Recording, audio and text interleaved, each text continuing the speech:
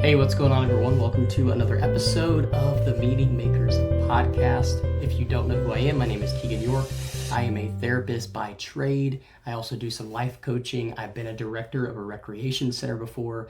And for me personally, mental and physical health are uniquely tied together into this idea of what it means to be a meaning maker. So the idea for the podcast is to help you live a more meaningful life, creating more things that bring you joy, creating things that alleviate stress and live into your intended purpose and intended creation. And today I want to really discuss and begin to answer the question of how can I make sure what I'm doing with my life matters? That is a big question, but that is where I'm going to be taking us today in this episode, kind of starting that process. What does it mean to even make your life matter? What does it mean to make meaning? And who are some examples of meaning makers that we can look at to kind of give us a glimpse on a macro scale of what it can look like? Now, I want to start out with a quote from Viktor Frankl. Viktor Frankl is a man I reference often. He wrote the book Man's Search for Meaning. If you have not read it, please go read it. It is an amazing book. But this quote that I want to start out with, he says this: "Life is never made unbearable by circumstances, but only by the lack of meaning and purpose." So this big question, how can I make sure what I'm doing with my life matters? I'm going to try to answer that question a little bit today, and along with the other parts of this, there might be 7, 8, 9 parts to this idea of what it means to make meaning, but I think it's really important. Meaning is something that is consequential to our existence. We say it often, we ask about meaning often, because when someone says something we don't quite understand or we don't quite relate to, we ask the question of, what do you mean? And when we ask that question, we're asking, can you give me the essence of that in another way so that I can understand it better? And that's what it means to pursue meaning. It's what it means to pursue being a meaning maker. We're trying to draw out this created purpose inside of us to make meaning in the world, to draw out more of the world's essence so that we can understand it and others around us can understand it as well.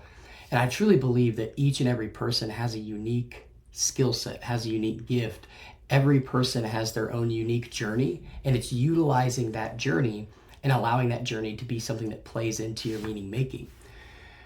So you may have had this thought before, or you may be listening to this podcast because you're thinking there's some inkling inside of you that's longing to make a meaningful impact in your social circle, in your family, or even greater on a macro scale in the world. And it's a feeling that you want to live beyond yourself and help others along the way. And I would say that if you've listened to the previous 18 episodes or any of the conversations I've had, you're in the right place, because I want to be someone who's asking the right questions, someone who's actually drawing out, what does it mean to change? What does it mean to have purpose? What does it mean to have vision? What does it mean to be a meaning maker? Now, I want to start out with saying that Gary Vaynerchuk and Mel Robbins, two pretty big self-help people, they gave 2 separate keynote talks, and they gave the statistic that the odds of you being born are 400 trillion to 1. And when I first heard that, it really stopped me in my tracks. Like, could it really be that astronomical? Surely not. But after doing some digging, they were right. It came back to being born in the time you were to your parents. But what if we go further back? What if it's not just about your parents? Well, Dr. Ali Benazir took this step further and analyzed that probability, but the probability of you existing if we went all the way back. He analyzed the likelihood of your parents meeting, going on a second date, getting pregnant, and so on down the lineage to your grandparents, to your great-grandparents. If you go back just 12 generations, the odds of you being alive right now are 5 quintillion to 1. That's 5 with 18 zeros after it. The odds of you being born since the beginning of calculated human existence, it was the same probability as 2.5 million people all getting together. Every person gets a dice, but that dice has 1 trillion sides on it. And they all roll the dice at the same time, and every single die lands on the exact same number. 2.5 million people with a trillion-sided die all hitting the same number at the same time. That is the calculated probability of you existing. So first off, I want to say that you are a miracle, whether you believe it or not. Life can get in the way and get mundane, but just the fact of you existing statistically is a miracle. You're an event so unlikely to happen that it is deemed impossible statistically. Yet, I don't see many people living that way. Life is really fragile and precious, and each decision and action we take has importance for us and those that come after us. With those odds being so astounding, either you're here by luck or, what I think is you're here for a reason. We've been dubbed a miracle, but that begs the question, why don't we act like that? And I believe each person has a reason for existing. They have a purpose for their life that they're meant to fulfill. The world today carries with it dominating narratives that I've talked about in previous episodes, with mental health issues, with war, with fear-mongering, and so on. And it can become overwhelming when you're always bombarded with this negativity, or some might call it just, hey, it's reality, which maybe there's some truth to that reality, but maybe you can look at it a different way. These narratives are pushed to make us feel like the world is hopeless and meaningless, but we know that you existing in this moment, in this time, points to some sort of meaning and hope. Whether you believe it at this moment or not, you were created to overcome setbacks. You were created to overcome the evil in this world. You were created to live a higher calling. Now, who are meaning makers? Well, meaning makers are not just individuals who create and do things, but they create things and experiences that have a meaningful, positive impact on other people's lives. It's not just about, I made this chair, here you go, or I made this chair so I can sit in, but it's about actually doing things that impact other people. It doesn't take an extraordinary person to make meaning. It just takes someone willing to step out of fear and chase down the visions they have for the world. This propels the ordinary to the extraordinary. So when it comes to your 400 trillion to one life, if you don't know your purpose, you can never be someone who makes meaning. Meaning makers are intentional with their actions, all leading towards the legacy they want to leave. If you can't find meaning in your life currently, it is your job to create it. If you can't look around and see the impact you're having, it is your job to create that impact. Meaningfulness is a byproduct of engagement and commitment. In other words, something becomes meaningful when you dedicate your time and effort to it.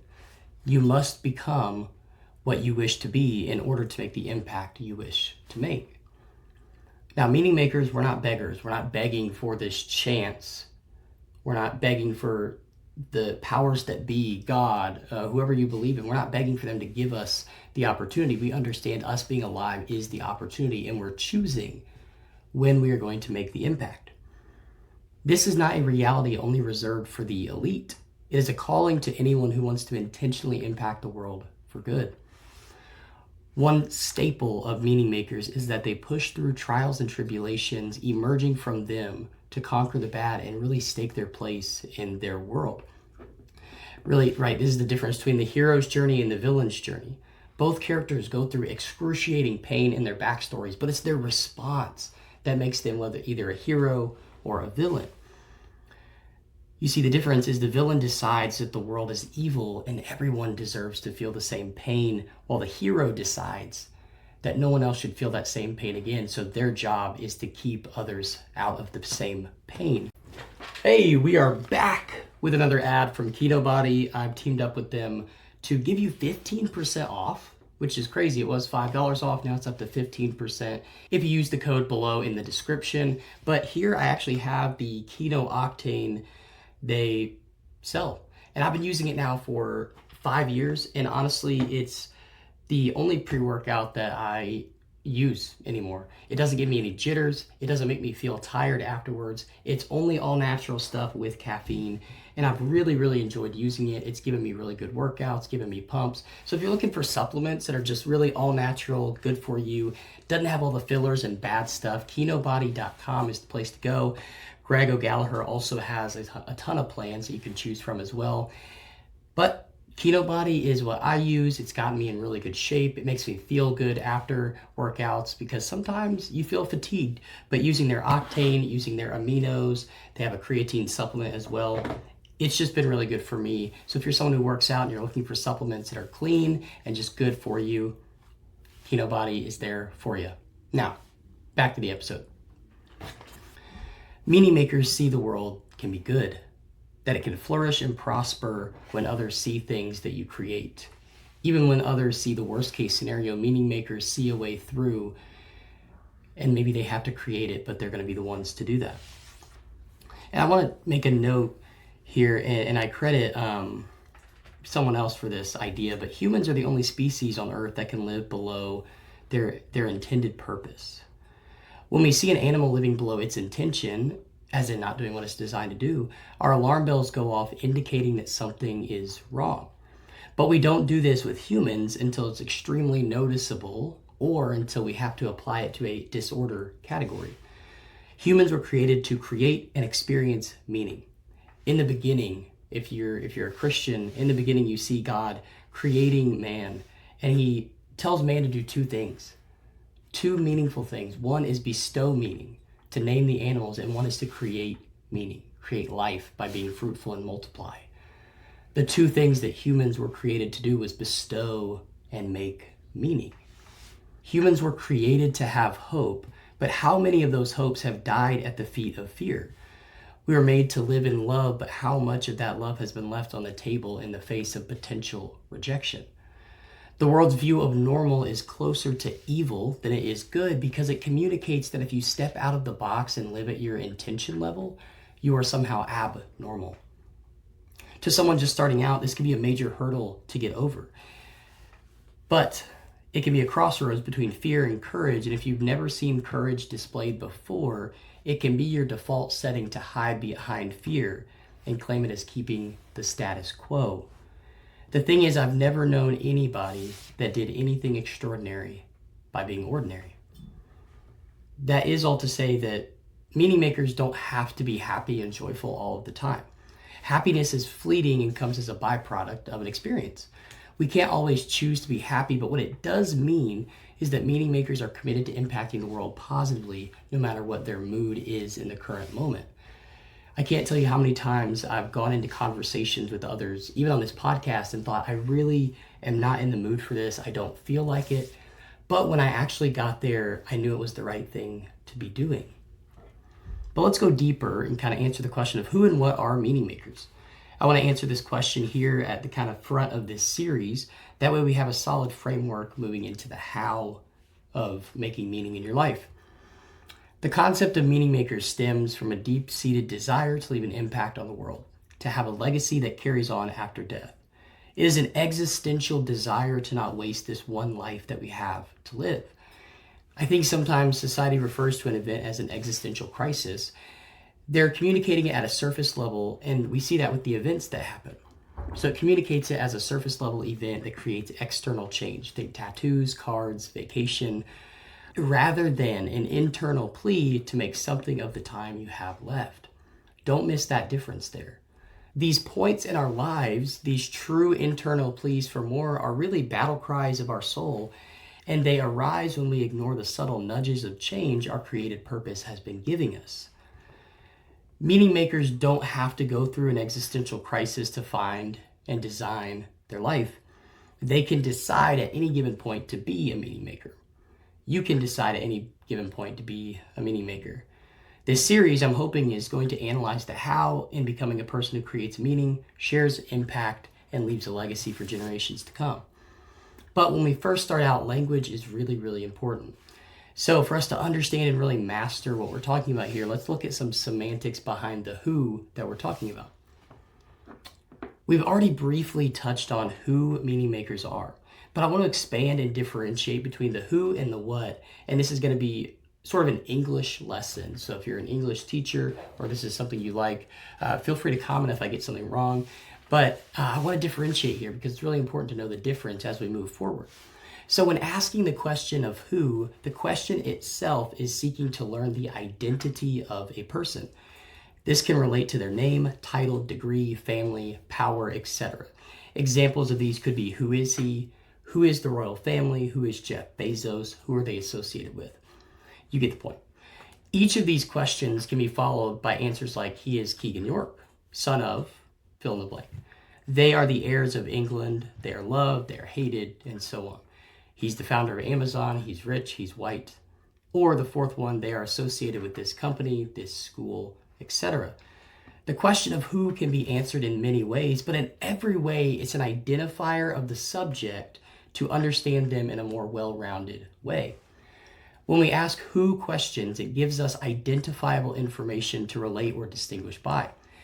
It gives helpful context into accomplishment or history. The answers to who questions can act as kind of the Clip Notes version of the subject's entire life. Scary.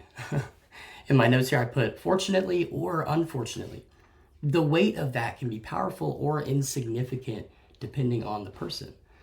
I would encourage you to grab a close friend, one that you know will give you an honest answer, and have them answer this question for who. Who is, and then insert your name. This can provide great insight into the identity of who others see you as. And we're going to revisit that in another section of this series. Now we move into the semantics of the what. When you're asking questions of what, we're asking questions that describe or imply attributes of a person. Who points to the past, titles, or roles that we have assumed and accomplishments we've created. What is mostly focused on a trait, a feature, characteristic, or the aspect of a person in question. It can also provide a description of the actions that person has taken, both positive and negative. It can describe events that have happened to them or solutions they created. Examples can be, what color is his shirt? What did she accomplish? What kind of ice cream are they eating? What height was Abraham Lincoln? What is your mom like? Answer to these questions could relate. His shirt is blue. She created a 7-figure business. I'm eating vanilla ice cream. He was 6'4". She is kind and hard-working. I give these examples so you can see the difference in distinguishing the who versus the what. For the purpose of this series, I want to look at the what as the current daily characteristics someone would attribute to you, and the who as the identifiers your actions have and will create. I'll repeat that again. I want to look at the what. The what is the current daily characteristics someone would attribute to you. And the who are the identifiers that your actions have and will create. Once you define the terms, it makes it easier to move into the weeds of the major question at play: how do I make my life matter? Critical thinking is not only about critically analyzing the subject matter, it's also about critically analyzing yourself. Take the same friend from the who exercise and ask them the following questions. What is, insert your name, like? This will help you get a gauge on the characteristics others see in you. The answer to this will give you an idea of how your life is impacting others. The characteristics they describe will directly correlate to how they experience you. Again, we're going to revisit this in another piece of the series later on. I want to kind of land the plane here with some examples of who meaning makers are. I talked about this in one of my very first episodes of this newly rebranded podcast, but I want to go back to them because I want to make sure that we're understanding what it can look like. These 3 examples of people who have done macro work. They've impacted the world, and they seem lofty to have to compare their work to yours, their life to yours. But I want you to hear that even the loftiest of Everests began with the first step. All of these guys started with the first step. Even the biggest wall that you could possibly build is no bigger than the smallest when they begin. They all start with 1 brick. It's the steps you choose to take that propels you towards your goals. Anyone who says otherwise is lying to you. Through discipline, consistency, and hope, I believe anything is possible in this life. I mentioned him in the quote at the very beginning, but Viktor Frankl is the first guy we're going to look at. It's hard not to mention him in the Meaning Maker series. He has logotherapy, which is just the ability to make meaning with life and figuring out how can we do that. In Man's Search for Meaning, the book I mentioned at the beginning, he describes his time in a concentration camp and how he came to realize that his will to live, the meaning to which he attributed his life, could not be taken away from him, even though his physical surroundings and daily routine could not be changed, nor his potential impending death. He still came to the realization that he was in control of Victor. From this, the search for meaning, the search for a will to live, he began to inspire other inmates to think positively as well. 2 other quotes I love from him are these. The first one, everything can be taken from a man but one thing, the last of the human freedoms, to choose one's attitude in any given set of circumstances, to choose one's way. Second quote, between stimulus and response, there is a space. In that space is the power to choose your response. In your response lies your growth and your freedom. Frankl understood what it meant to be a human marked by autonomy and personal freedom. He also understood that through his discoveries, he helped others realize that this truth was just as important. He believed we all had the power to change. We all had the power to a will to meaning. The second person I want to look at is C.S. Lewis. He was a famous author and theologian who wrote more than 30 books. His most famous collection that many people know is the Chronicles of Narnia. And even though C.S. Lewis is famous for being a Christian, he wasn't always a Christian. He was a staunch atheist for much of his early life. It wasn't until he met the Lord of the Rings writer J.R.R. Tolkien, and Tolkien argued for the existence of God, and C.S. actually became to be a Christian because he reasoned, it's more beneficial for me to believe in God than it is for me to not believe in God. I really can only imagine what the content of their conversations were day to day. I mean, you have one guy writing Chronicles of Narnia, one guy writing Lord of the Rings, both of them also writing a ton of other books, being professors. Boy, to be a fly on the wall in those conversations for me gets me excited. Two quotes I love from C.S. Lewis. The first one, failures, repeated failures, are finger posts on the road to achievement. One fails forward towards success. The second quote, aim at heaven and you will get earth thrown in. Aim at earth and you get neither. CS is a great example of taking intellect and creativity and using it to capture the imagination of others, steering their lives in a direction of new possibilities they had not yet thought of. CS not only made meaning, but he pointed it back to the ultimate meaning maker. So what's a present day example? Well, I'll give you one. As divisive as he is, it's hard not to mention Elon Musk as a modern day meaning maker. Oh, hey, sorry, there's another ad, I guess. Clickfunnels is actually what I was on right now. Clickfunnels is something that I have been using for several years now for my own business. Just the ability to create a funnel. It's not just about a landing page on a website. It's about a story that you can create, that you can take your customers on, your clients on, or your audience on. So if you're someone who has a business or you're looking to start a business, ClickFunnels makes it incredibly easy to start, and they have a new AI funnel builder that will build out your funnel for you. You just have to put in the pictures, put in a little bit of work. But really, when they released their AI funnel builder, it went from 2 hours of work to about 20 minutes of work. Huge. So if you want to try it out, the link below gives you a 14-day free trial. It's really good, and it has a lot of other stuff like a main website, like a CRM, like a payment portal, like a courses portal, and I could go on and on. But if you're looking for a system that does it all for you, ClickFunnels is there, and you don't need any tech design or experience whatsoever. So if you want a 14-day free trial and you just want to check it out, click the link below. It'll take you to the page where you can sign up and start your funnel building journey. Now I'm going to get back to it. He's most known for creating and leading companies like X, Tesla, Starlink, SpaceX, Neuralink, and others. And in several interviews, he admits his drive is just to make humanity a better place, to advance civilization beyond where we are now, and explore new realms of possibility. Elon cares about the free enterprise of society and the ability for anyone to choose their destiny. Elon is in the business of making meaning and facilitate meaning making. Elon is in the business of making meaning and facilitating the meaning making of others through design and platform. Two quotes that I found that I resonated with from Elon were the first, I think it's possible for ordinary people to choose to be extraordinary. The second quote, when something is important enough, you do it even if the odds are never in your favor. Huge. All three of these guys are examples that give us a glimpse into the power of this idea of becoming a meaning maker. Pulling yourself up by your bootstraps with your gifts and your talents, and understanding that if no one else does, who will? Finding their gifts and talents and using them to drive growth and change for the betterment of others is a serviceable act. And all of these guys, all three of these, and a lot of other meaning makers that I'll mention later in this series, all had horrible circumstances to begin with, and yet they still chose to rise above and make meaning.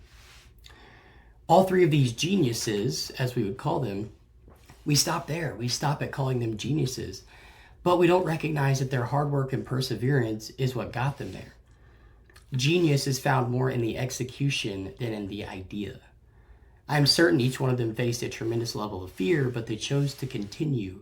They didn't let their fear dictate the boundaries of their freedom. They used fear as a great indicator of where they needed to move next. Alex Hormozy says one of the biggest levers of change is right on the other side of a few hard conversations or a few hard decisions that you've been afraid to face. A meaning maker is willing to face that fear in order to positively impact the world. So, we have the who, we have the what, we have the real lives of people who have made real meaning on this earth. Now, for the rest of this series, with a couple of detours, my goal is to show you how to make your life matter. There's 8 billion people on this earth. You're a miracle based on statistics. So how do you weed through the fact that you're a miracle with 8 billion other people, and how can you make an impact? We'll talk about that. The basic definition we'll use for a meaning maker is this. A meaning maker is an individual who strives to create a meaningful, positive impact that betters the lives of others and leaves a generational legacy for those that come after. Sounds simple, a lot to unpack there. There will be many key tenets of a meaning maker that we talk about later that feed into this basic definition. As we continue on, you'll learn how to become a meaning maker by the end of this series. But much of the series is going to revolve around structure and outline and ownership. When it all comes down to it, it's still you versus you. The meaning you make in your life is a direct result of the action you do or don't take. This series and the ideas that it holds will only go as far as you take it. My encouragement to you would be to listen to each episode, write down 1 or 2 immediate action steps, whether it's an action step I give during the episode or one you think about after. Write it down so that you can then take it and apply it to your life. When I took this approach to podcasts and books, it really helped me begin to not only change, but soak in the information I had just heard, instead of just listening or reading and then forgetting about it hours later. You know that change has happened when you find yourself in the same environment, but you behave differently. You have learned only when your behavior changes. I see too many individuals who learn so much, and yet their daily behaviors never change toward the thing they say they've learned. Be a doer. Meaning can only be made in the action you take, not with the ideas that you think. You only get one life, so you might as well make some meaning with it. See you guys next time.